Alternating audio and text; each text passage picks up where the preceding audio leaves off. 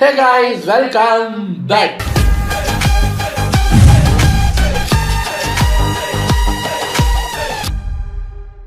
இன்னைக்கு நம்ம எந்த வீடியோக்கு ரியாக்ட் பண்ண போறோம் அப்படின்னு பார்த்தீங்கன்னா, நேற்று நம்ம எப்படி சொல்றது, சீஃப் மினிஸ்டர் விஜய் சார் அவருடைய அந்த பதவி ஏற்கும் விழாவை நம்ம பார்த்தோம்.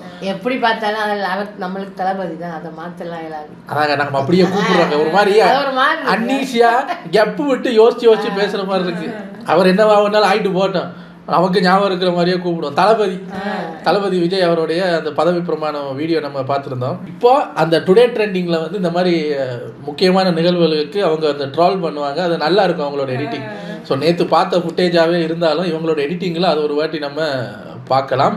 வாங்க. சி ஜோசப் விஜய் எனும் நான், Tamil Nadu chief minister Vijay today trending troll. இது ஒரு 10 minutes வீடியோங்கிறதுனால டக்குன்னு பார்த்துட்டு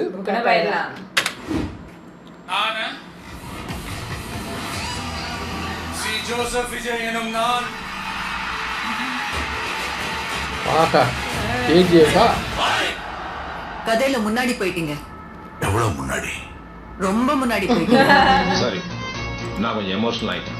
திமுக எம்எல்ஏக்களுக்கு ஸ்டாலின் அதிரடி உத்தரவு. என்ன முடிவு எடுத்தாலும் கட்டுப்பட வேண்டும். என்ன சார் இது?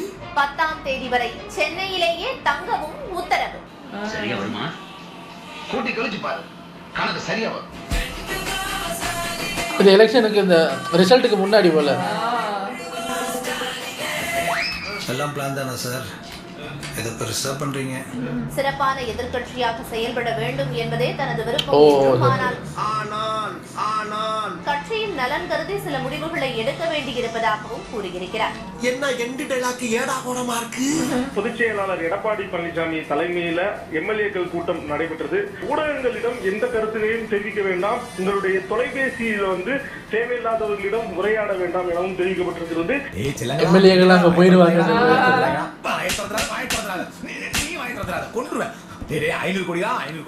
முட்டி மோதி கடைசியா நம்ம கிட்ட தான் வருவாங்க. அந்த நேரத்துல நம்ம பயன்படுத்திக் கொள்ளலாம். அதனால எல்லாருமே பொறுமையா இருங்க, அவசரப்பட வேண்டாம் அப்படின்னு அவர் பேசியிருக்காரு. இரும்பு பெட்டியில நெருப்பு, முகமெல்லாம் கருப்பு. அப்ப நீயா இந்த தந்திராவை தேடி வரும். கூட நேற்று இரவு ஒருவேளை திமுக அதிமுக கூட்டணி வைத்தால் அனைத்து சட்டமன்ற உறுப்பினர்களும் ராஜினாமா செய்வார்கள் உள்ளிட்ட தகவல்கள் வெளியாகின்றன. எனக்கு இந்த நாட்டை விட்டு போற தர வழி இல்லையா? என்னடா இது, எங்களை மாதிரி இளைஞர்களுக்கு ஒரு இன்சல்ட்டியா? தமிழக வெற்றி கழகத்திற்கு எந்தவித நிபந்தனையும் இன்றி ஆதரவு தெரிவிப்பதாக இந்திய கம்யூனிஸ்ட் கட்சி கடிதம் கொடுத்திருக்கிறது. உடனே ஒத்துக்கிட்டோம்னா இமேஜ் போயிடும். சரி முருகா, என் நண்பன் உனக்காக நான் ஒத்துக்கிறேன்ப்பா. சந்தோஷமா காப்பாத்துக்கிறேன். ஆனா மோதிரத்துக்காக இல்லப்பா, உனக்காக. இன்னும் 4 உறுப்பினர்களின் ஆதரவு தேவைப்படுகிறது. 2-2-4 நாளுக்கு நடப்பு நம்பிக்கை உறுதி. அவ யாரு எந்த ஒண்ணு கரெக்டா பார்த்து சொல்றாருப்பா. இந்திய கம்யூனிஸ்டை தொடர்ந்து மார்க்சிஸ்ட் கம்யூனிஸ்டும் தனது ஆதரவை தெரிவித்திருக்கிறது. ஆனா ஒண்ணுங்க, இந்த டிவிகேன்னு ஒரு கட்சி வந்து இப்படி ஒரு சிச்சுவேஷன் வந்ததுனால தான் அங்கே டிஎம்கே, ஏடிஎம்கே, டிவிகே, என்டிகே இதை நாளை தாண்டி யாரெல்லாம் இருக்கான்னு எங்களுக்கு தெரிஞ்சுது. இவங்கெல்லாம் நான் யோசிக்கிறேன், எப்போ கட்சி இருந்து இவங்களை நான் எங்கேயும் பேசியும் பார்த்ததில்லை. இவங்க அந்த கட்சி லோகோவை கூட நான் பார்த்ததில்லை. இவங்களாம் அங்கே தான் இருந்திருக்காங்களான்னு பார்த்தா இருந்திருக்காங்க. இப்போ டிவிகேட அந்த இஷ்யூனால இவங்கெல்லாம் இப்போ வெளியே தெரியுறாங்க.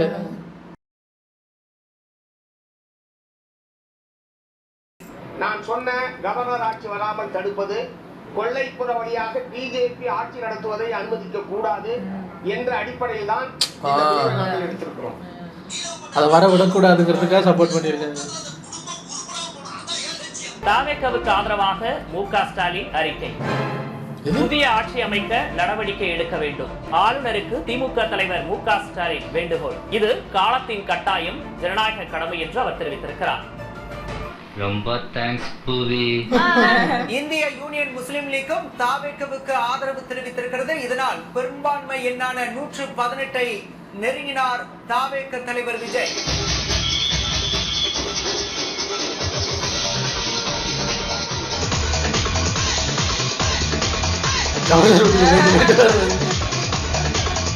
ஆதரவு கட்சிகளின் கடிதத்தோடு ஆட்சி அமைக்க உரிமை கோரியிருக்கிறார் தாவேக தலைவர் விஜய்.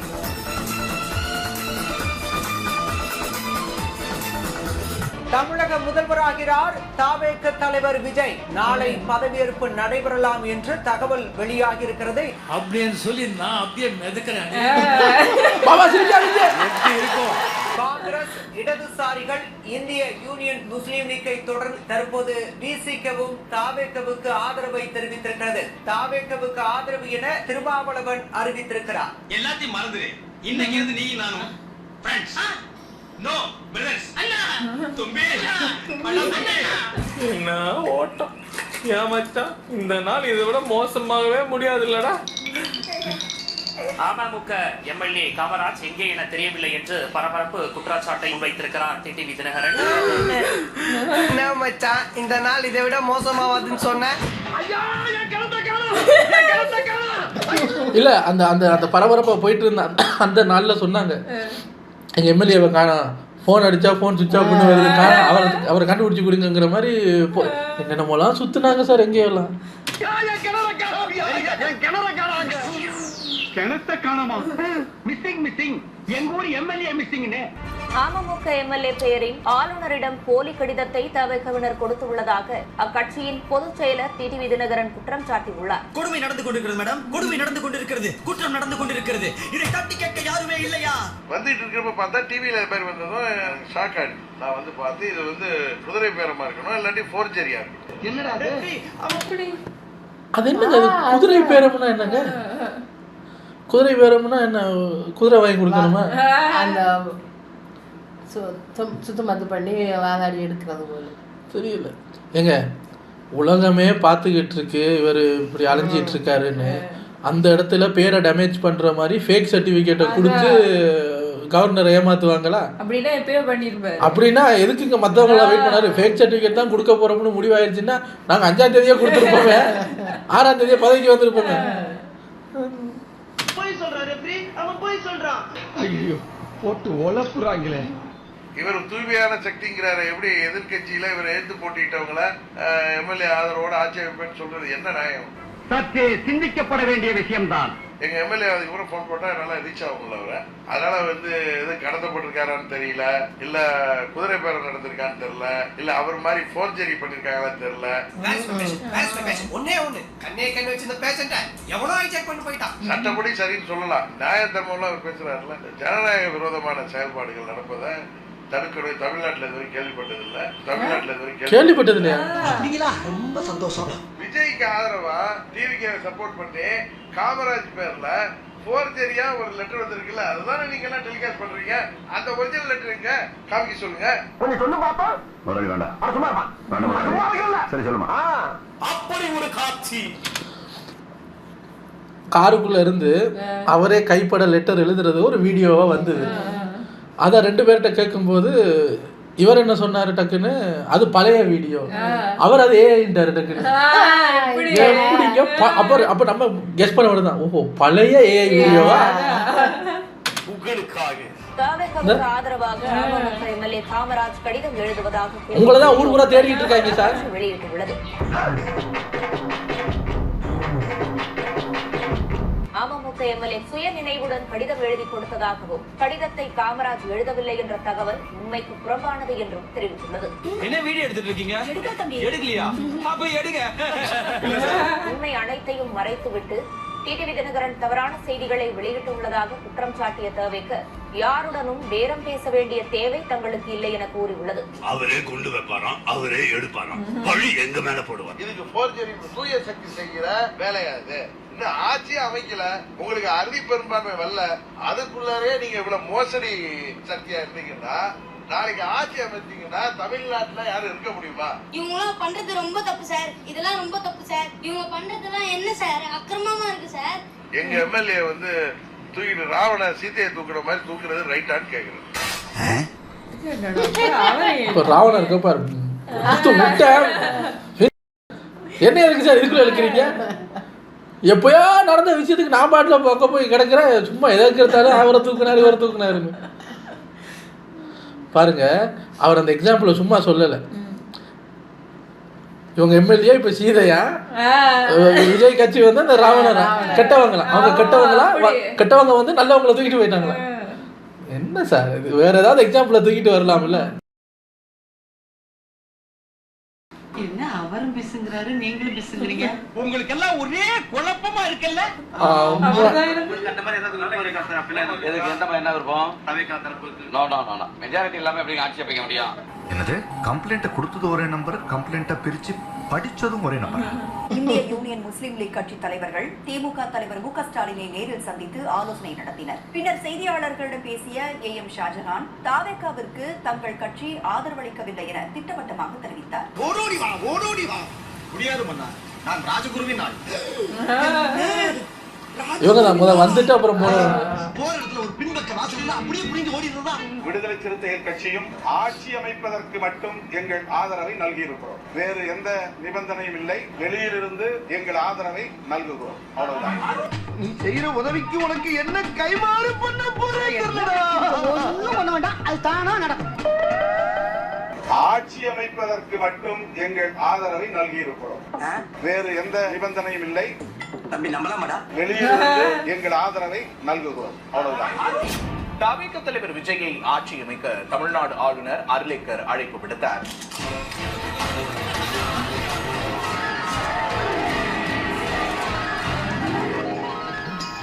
என் மனசுல உள்ள பாரமே குறைஞ்சிருச்சு.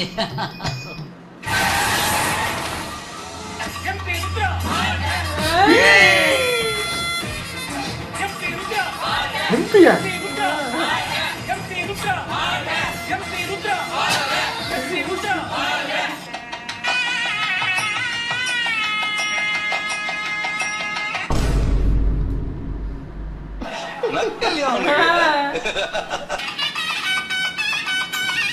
விஜயோட அம்மாவும் த்ரிஷாவுமே இந்த ஃபங்க்ஷன்ல கட்டி பிடிச்ச மாதிரி மீம்ஸ் எல்லாம் வந்து என்ன சமாதானம் ஆயிட்டாங்க அப்படிங்கிற மாதிரி எல்லாம் போகுது மீம்ஸ். அண்ணிடா அண்ணி, நம்ம எல்லாருக்கும் அண்ணி.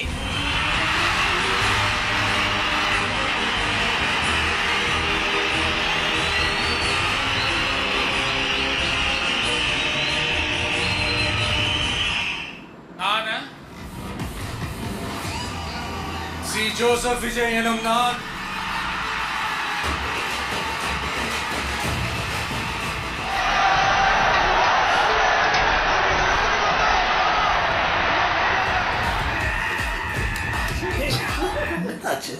அது உங்களுக்கு சொன்னா புரியாது சார்.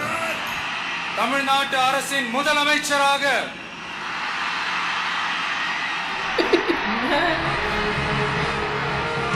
என் கடமைகளை நிறைவேற்றுவேன் என்றும் ஆண்டவன் மீது ஆணையிட்டு உறுதிமொழிகிறேன்.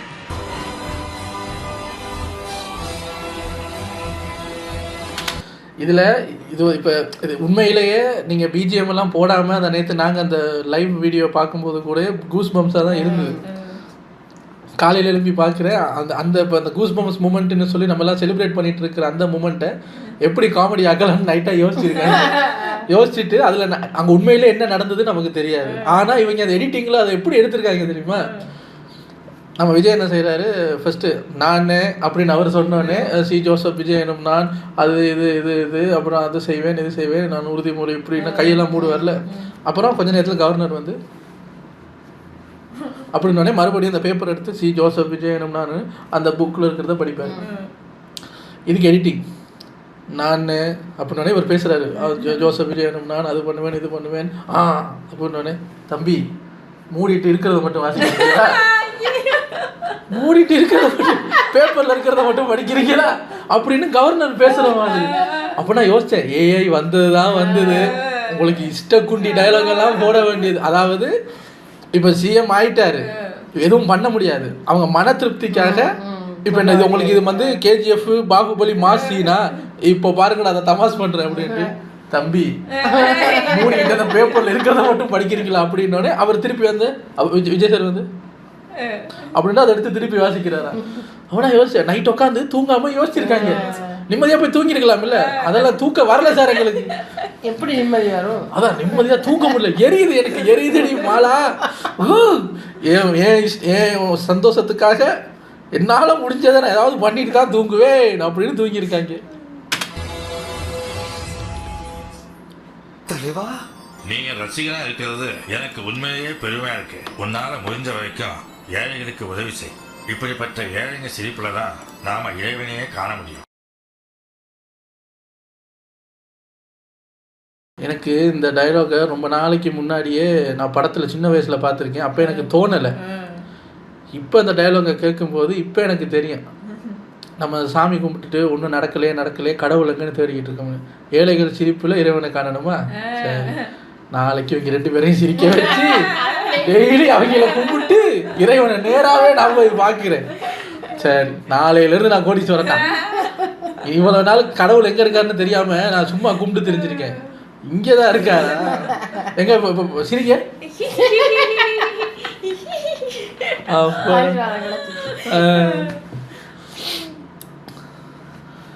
பாருங்களேன், ஒரு 18 நிமிஷத்துக்கு இழுக்கிறதுக்கு என்ன நாச்சுவெல்லாம் பண்ண வேண்டியிருக்குன்னு நல்லா இருக்கு.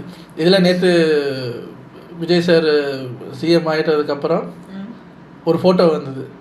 முதலமைச்சர் அப்படிங்கிற அந்த டேபிளில் உட்காந்துருக்காரு. அவரை சுற்றி டிஐஜி இவங்கெல்லாம் உட்காந்துருக்காங்க. அவர் ஏதோ அப்படி ஆலோசனை நடத்துகிறாரு.